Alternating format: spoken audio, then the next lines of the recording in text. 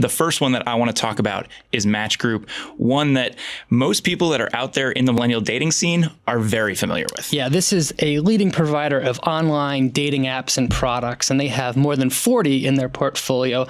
Their kind of crown jewel is, of course, Tinder, but they also have Match, OkCupid, and dozens of like smaller brands.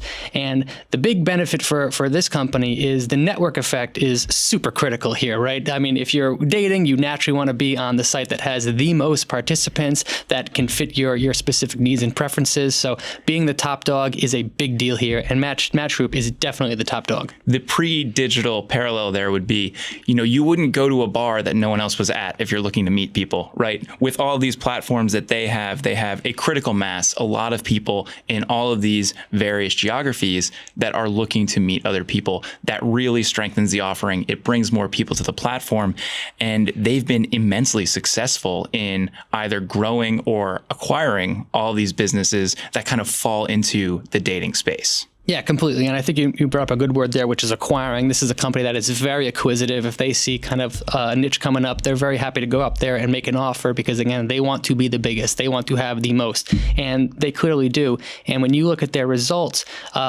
the numbers have been just great out of this company for a long time. This stock has actually smashed the market since it came public, and more recently they're reporting revenue growth above 20%. They're nicely profitable, and this is a company that is really working out for investors.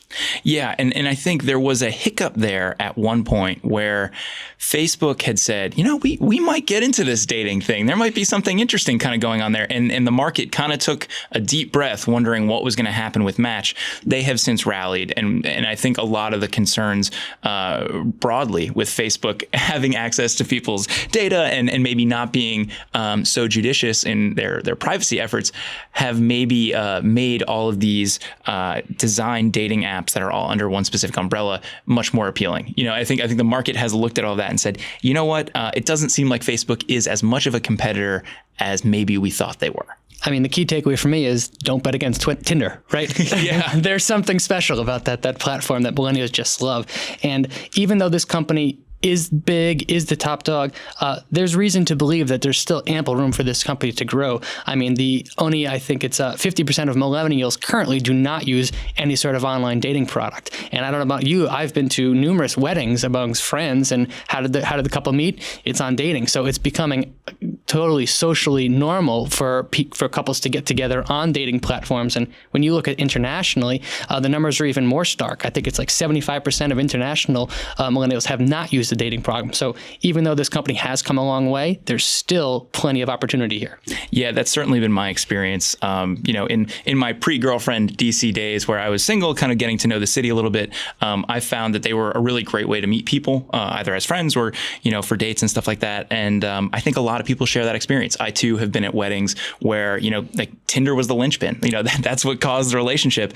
And I think that the stigma of online dating has really gone away. People are really leaning into it because they realize, you know what, if I'm new to a city and I don't know anyone, it's a great way to get to know folks. Completely. Not only that, but you can, of course, match up by a whole bunch of preferences, and that you can't necessarily get when you're randomly bumping into strangers that you hope to marry one day. So I completely get the appeal of this company.